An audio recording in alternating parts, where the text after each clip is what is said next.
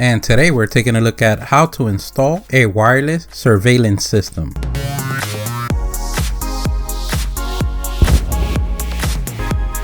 And today we're using the Canavis system. I'm going to leave a link on the description if you're interested in this system. And this is the things that we get in the box. We have a quick operation guide, a quality control certificate, a Ethernet cable, a mouse, a power supply for the NVR, 4 sets of screws and anchors, 4 cameras power supplies, 4 screws for the hard drive, 4 720p wireless cameras, and most importantly, the 4-channel wireless NVR recorder receiver. Right in front of the NVR, we have LED indicators for power, hard drive, and recording.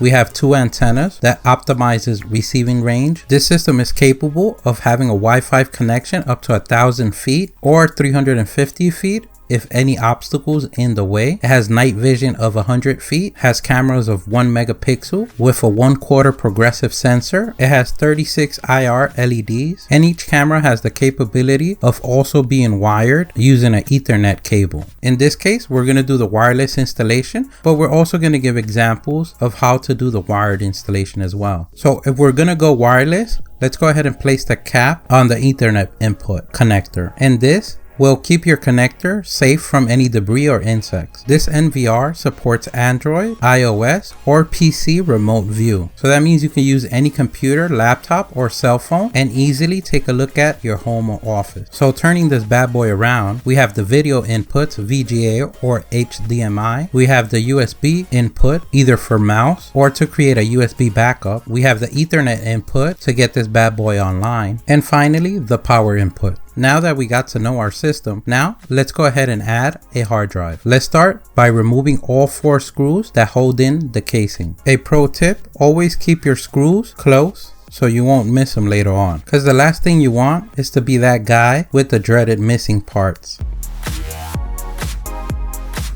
Let's go ahead and lower both antennas, and this is going to make it easier to remove the top. This NVR is a SATA version, so that means we're going to need a SATA hard drive, and this part is going to be very easy. The only thing you have to do is follow the grooves of the cable according to the grooves of the hard drive, and then you could go ahead and proceed to install. And don't worry, they can only go in one way.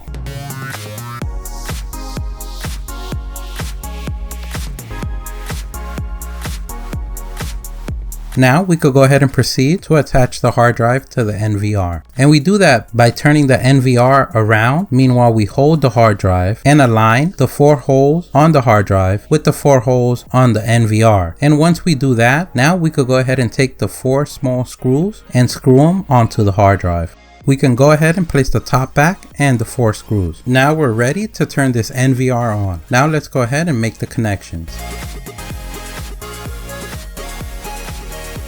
So you already know where you're going to install the cameras. Now let's get ready to install. And these are the tools that you're going to need. Either a Phillips screwdriver or flathead screwdriver, a spade bit, a drill bit, and a pencil. A hammer and a drill, depending on the surface that you're working on, is if you're going to need the anchors or not. If you're installing your cameras directly on sheetrock, then you would be okay by just using the screws. But if installing in a harder surface, then you're going to need the anchors. And we choose the correct drill bit by measuring the drill bit to the anchors. And we also choose the spade bit using the same method. But in this case, and that would be measuring it against the thickest part that's going to go through the wall. The best place to pass your cables is either a basement or an attic behind the walls. And that's why it is important, if you don't know where your studs are at, to use a stud finder. Now that we're ready, we could go ahead and mark the location of the camera. And we do that by taking a pencil and marking around the circle, and also the locations where the screws are going to go. And this is going to make it easier for yourself to have a cleaner and easier job. Once the markings are made, we're going to make an X on the middle, and this is where we're going to use our spade bit and make the center hole. And now, either through the attic or basement, or where you have access to the inside of your walls, you can go ahead ahead and pass your power cable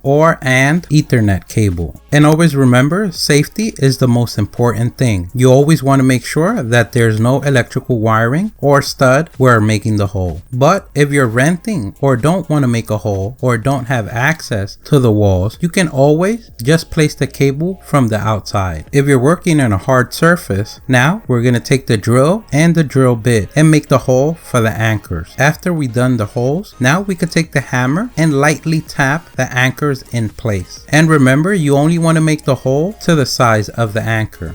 Let's go ahead and install our antenna on the cameras.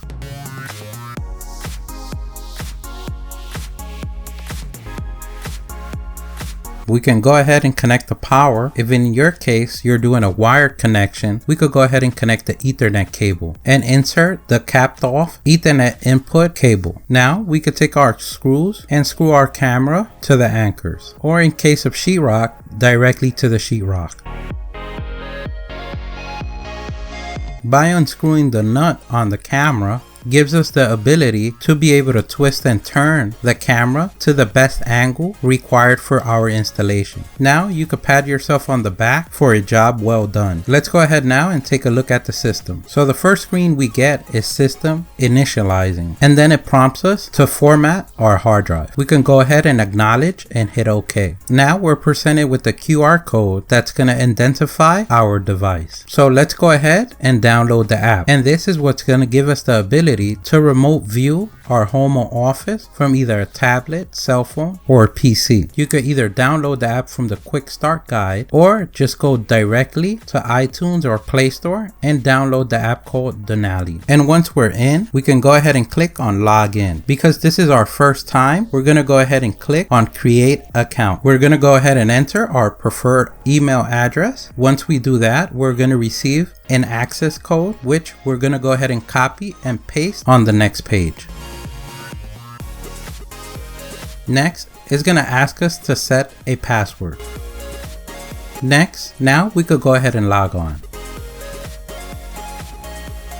We're going to go ahead and click on add device, and now at the bottom we're going to click scan QR code, and that would be the one on the TV or monitor. And now you're in. Now you could give a name to your 007 Alcatraz home or office, and that's how simple you can remote view your home or office from any location. As you can tell, we have a good crisp quality image, and if you want the ability to recognize faces or license plates, I would always recommend 720 and above. So that means this system will get the job done. Now we can go ahead and proceed on the NVR by clicking next, and these two next pages are going to confirm that your system is live. And now that we hit next one more time, we get to the hard drive. Now we could go ahead and let the system format the hard drive, and we do that by selecting the hard drive and clicking the button that says format. A pop-up screen lets us know to confirm, and we hit OK. The format is ready. It takes us to the next page where we could choose how our system is going to work, either by motion detection,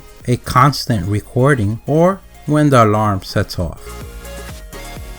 Overall, I give this system 2 thumbs up. It's very easy to set up, to install. You get a very accurate, crisp, and good quality image. A weatherproof system, night vision, and the ability to be wireless is a definite plus. Don't forget, if you liked the video, give us a thumbs up. That really helps. Don't forget to subscribe. If you have any questions, place them in the comment section below. Follow us on social media. Thank you for watching. And here's a link to our latest video.